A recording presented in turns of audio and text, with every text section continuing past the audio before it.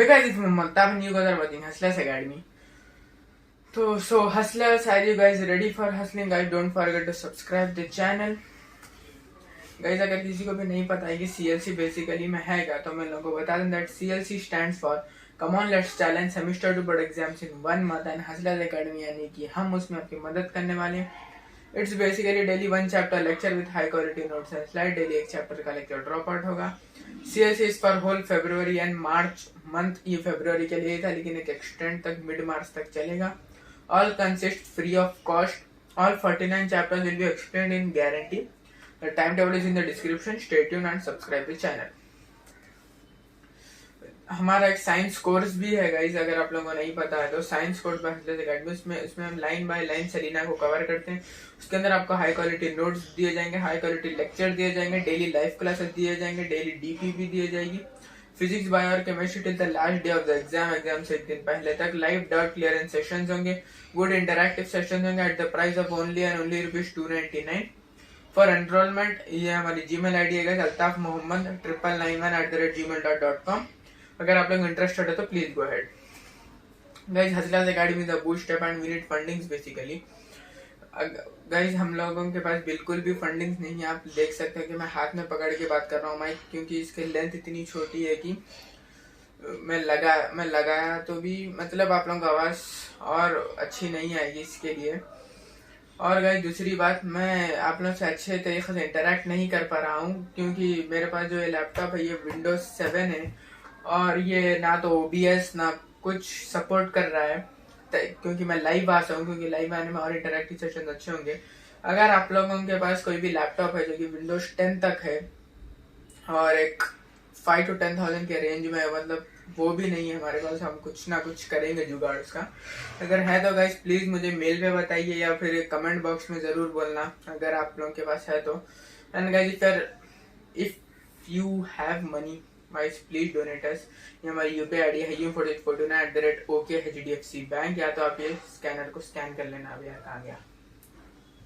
चलो गाइस, करते हैं sound one shot #CLC episode 5. तो गाइस, अब पहले पढ़ते हैं कि नेचुरल वाइब्रेशंस क्या होती है. ठीक है. A body clamped at one point when disturbed slightly from its rest position starts vibrating.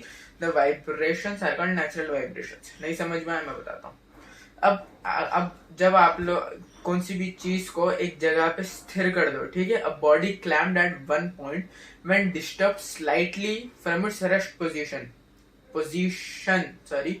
अब देखो गाइस, ये माइक है, ठीक है.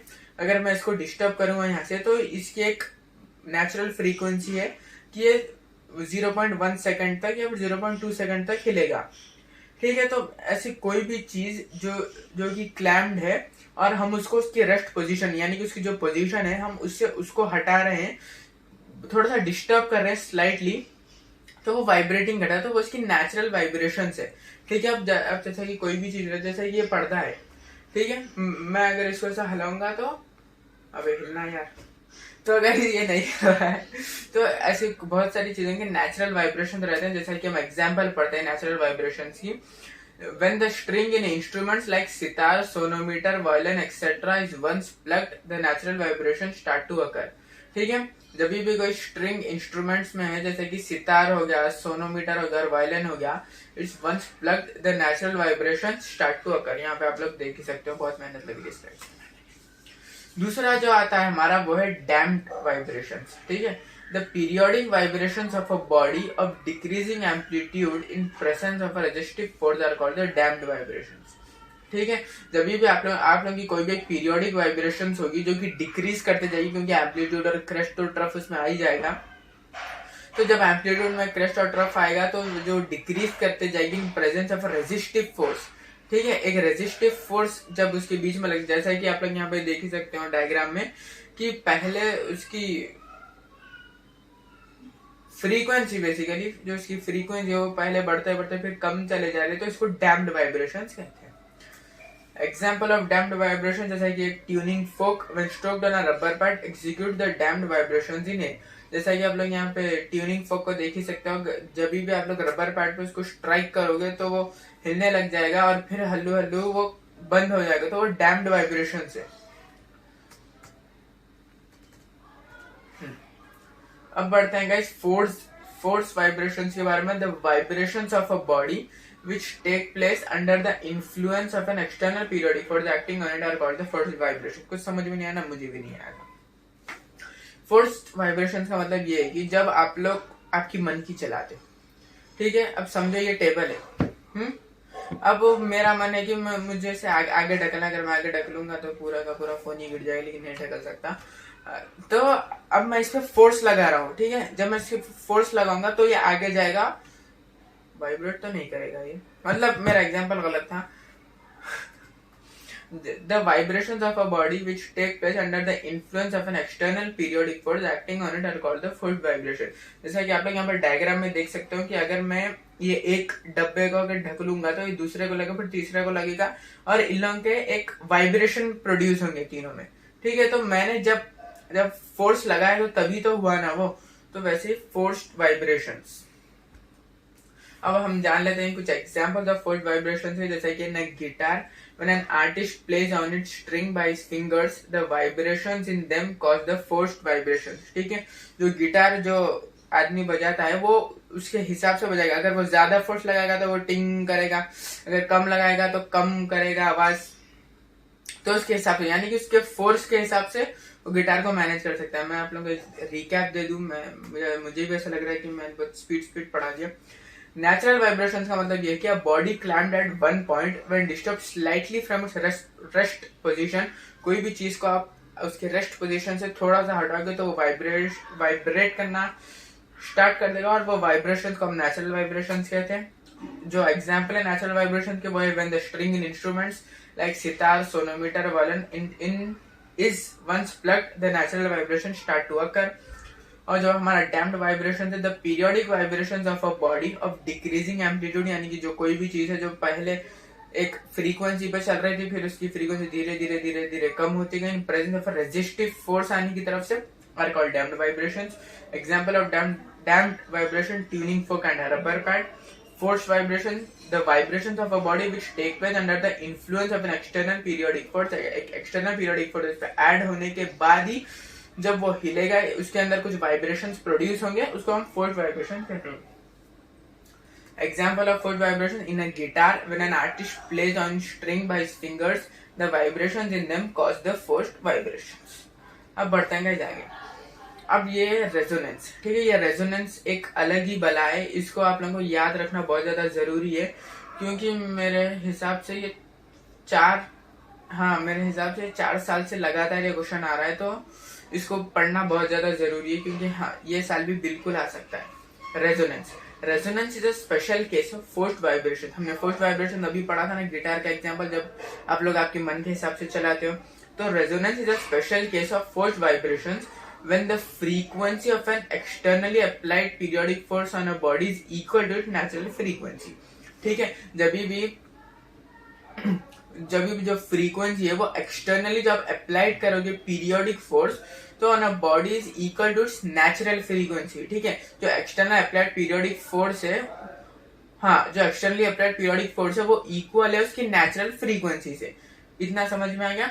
The body readily begins to vibrate with an increased amplitude. जब भी ऐसा होगा, यानी कि जब भी अप्लाइड पीरियोडिक फोर्स और नेचुरल फ्रीक्वेंसी एकदम सेम हो जाएंगे, तो जो बॉडी है वो अपने आप ही वाइब्रेट करना स्टार्ट हो जाएगी विद एन इंक्रीज्ड एम्पलीट्यूड। एक इंक्रीज एम्पलीट्यूड के साथ वाइब्रेट करना स्टार्ट हो जाएगा, और इसको रेजोनेंस कहते हैं। अब जैसा कि गाइस मैं आप लोगों को, अगर आप लोगों को अभी भी समझ में नहीं आया है, तो जब भी आप लोगों की मम्मी अनुपमा देखती होगी या फिर कोई भी सीरियल, ठीक है, अगर आप लोग ये इस टाइम पे जाकर अगर आप कहोगे नहीं मम्मी मुझे फिल्म देखना है या फिर मैच देखना है, तो भाई साहब आप लोग, आपके ऊपर कुछ ऐसे इंस्ट्रूमेंट्स यूज होंगे जैसे कि आप लोग स्क्रीन पे देख सकते हो। मतलब ऐसे इंस्ट्रूमेंट जब आपके ऊपर यूज होंगे ना, तो मतलब जो रेजोनेंस आएगी ना आपके अंदर, जो वाइब्रेशन आएगी, वो वाइब्रेशन तो अलग ही होगी, ठीक है। जैसे कि इंस्ट्रूमेंट्स यहाँ पे झाड़ू है, बेल्ट है, बेलन है, चप्पल है, और भी बहुत सारे, तो जब वो आपके ऊपर इम्प्लीमेंट होंगे तो तब आप लोगों को एक अच्छा रेजोनेंस भी समझ में आ सकता है। क्योंकि अनुपमा देखते थे टाइम पे छेड़ना भाई साहब है। अब experiment of resonance with tuning फोक समझते हैं, ठीक है। ये क्या था यार? तो experiment of resonance with tuning फोक। तो जैसा कि अब या आप यहाँ पे पहले डायग्राम में देख सकते हो, ट्यूनिंग फोक एम है कि वो ट्यूनिंग फोक को हिलाया गया है, ठीक है। तो वो ट्यूनिंग फोक जिसपे है बेसिकली अटैच्ड है, वो एक वुडन बॉक्स है और वुडन बॉक्स वो खुला हुआ है। तो जब जब आप उसको स्ट्रिंग करोगे तो जब वो वाइब्रेट होगा ट्यूनिंग फोक, तो उसके अंदर से जो साउंड वेव्स है वो ट्यूनिंग फोक बी तक जाएंगे। जो ट्यूनिंग फोक बी है वो उसमें जाएंगे और वो भी वाइब्रेट करेगा, ठीक है। जब आप लोग ट्यूनिंग फोक ए को छेड़ोगे तो वो जो वुडन बॉक्स है, वो वुडन बॉक्स में से sound waves tuning fork B के पास जाएगी और वो ट्यूनिंग फोक बी भी वाइब्रेट करना स्टार्ट हो जाएगा। तो यहाँ पे भी आप रेजोनेंस बता सकते हो, ठीक है, कि ये भी एक टाइप का रेजोनेंस है। अब जाने देंगे थोड़े एग्जांपल्स रेजोनेंस के, जैसा कि resonant vibration on pendulum. Pendulum पे रेजोनेंस होता है, resonance in machine parts, resonance in a stretch string and sound box of musical instruments and sonometer, resonance in air column and tuning fork, resonance in a bridge और resonance in radio and TV receivers. और अब जान लेते हैं कि हमारा जो B part था, साउंड 3 पार्ट में था। ए पार्ट तो आपका सेमेस्टर 1 में ही हो गया था, बी और सी बचा हुआ था, तो आपका बी खत्म हो चुका है। मुझे भी ऐसा लग रहा है गाइस कि मैं बहुत स्पीड पढ़ा रहा हूँ, लेकिन क्या करूँ, आप लोग ही स्पीड कम कर लेना, या फिर अगर आप लोगों को सही लग रहा है तो ठीक है। प्लीज गाइस बताना कि अगर आप लोगों को कोई भी प्रॉब्लम्स आ रही है। और और लाइव सेशन के लिए भी मैं बहुत ज्यादा स्ट्रगल कर रहा हूँ डेली। देखते हैं। अब जान लेते हैं कि सी पार्ट स्टार्ट करते हैं। Characteristics of sound. Two sounds can be distinguished from one other by the following 3 different characteristics। ठीक है, हम कोई भी साउंड के अंदर ये 3 चीजें मौजूद होती है और हम इसके हिसाब से पहचान सकते हैं कि ये साउंड है किसकी। ठीक है, पहली चीज उसकी लाउडनेस के बारे में, दूसरी चीज उसकी पिच और तीसरी चीज उसकी क्वालिटी के बारे में। ठीक है, तो लाउडनेस, पिच और क्वालिटी के माध्यम से हम सेपरेट कर सकते हैं कि हाँ भाई ये पर्सन ए की आवाज है, ये पर्सन बी की आवाज है। अब ये तीनों उसको डिटेल में पढ़ते हैं। पहला आ जाता है आपका loudness. Loudness is the characteristic by virtue of which loud sound can be distinguish from a faint one, both having the same pitch and quality. ठीक है, लाउडनेस एक ऐसा कैरेक्टरिस्टिक है जिसके अंदर virtue of which a loud sound, जिसके अंदर एक loud sound can be distinguish यानी कि आप अलग डिफरेंशिएट बेसिकली कर सकते हो from a faint one, both having the same pitch and quality। अब थोड़ा सा एग्जांपल समझ सकते हैं लाउडनेस के बारे में। जैसा कि अगर आप लोग नूरा फतेही को देखोगे तो भाई तब तो एक अलग ही लाउडनेस होगी। ठीक है, अगर अनुपमा आप लोग देख रहे हो तो वो अलग लाउडनेस होगी, यानी वो आपके मम्मी की लाउडनेस होगी, आपकी नहीं होगी।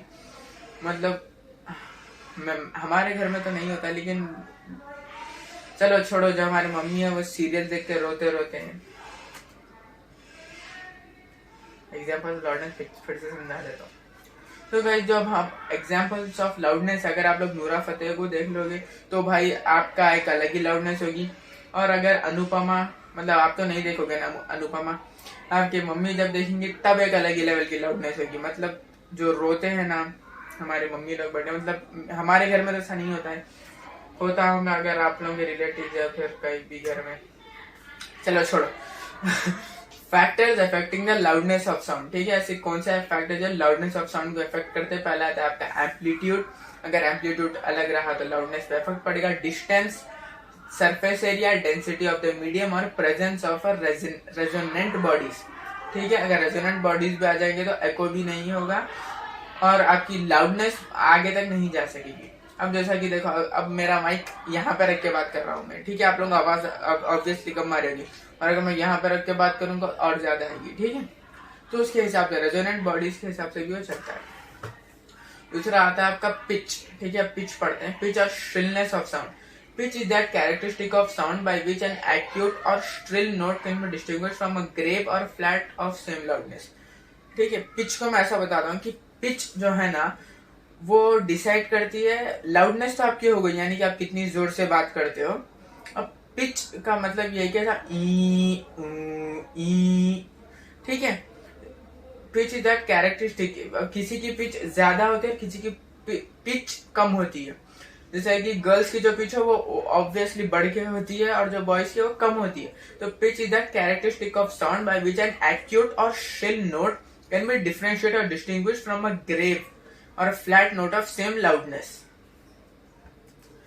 क्वालिटी और टिम्बर, ठीक है, क्वालिटी को टिम्बर भी कहते हैं। And waveform, quality of timber of a sound is that characteristic which distinguishes the two sounds of the same loudness and same pitch। Quality और टिम्बर एक ऐसा, मतलब टिम्बर एक ऐसी चीज है जो sound is that characteristic which distinguishes the two sounds of the same loudness and same pitch but emitted by two different instruments because change in their waveforms। बहुत खुला खुला है, आप लोग समझ ही जाएंगे। अब जैसा कि जो क्वालिटी है वो अलग अलग करती है, जैसा कि आप लोग देखो ट्यूनिंग फॉर्क में अलग होगी, फ्लूट में अलग होगी, आपके ओरिजिनल वॉइस में अलग होगी और वायलिन में अलग होगी। तो अब हमने ये तीनों को डिटेल में तो पढ़ लिया। अब ये समझते हैं कि ये तीनों आखिर डिपेंड मेन किस पे करते हैं। तो लाउडनेस मेन डिपेंड करता है एम्पलीट्यूड पे, पिच फ्रीक्वेंसी पर, टिम्बर और क्वालिटी वेव फॉर्म पे। तो हाँ गाइस, होप कि आप लोगों को ये वीडियो अच्छी लगी होगी या फिर आप लोगों को कुछ समझ में आया होगा। समझ में आया तो please guys don't forget to hit the like button, don't forget to subscribe the channel. Guys ये मेरे इंस्टाग्राम की हैंडल है Mohammad Altaf Hustler, don't forget to follow me there. हम लोग वहां पे इंटरेक्शन बढ़ा रहे हैं। Thank you guys for watching the session. मिलते हैं CLC के एपिसोड 6 में, तब तक के लिए बाय बाय।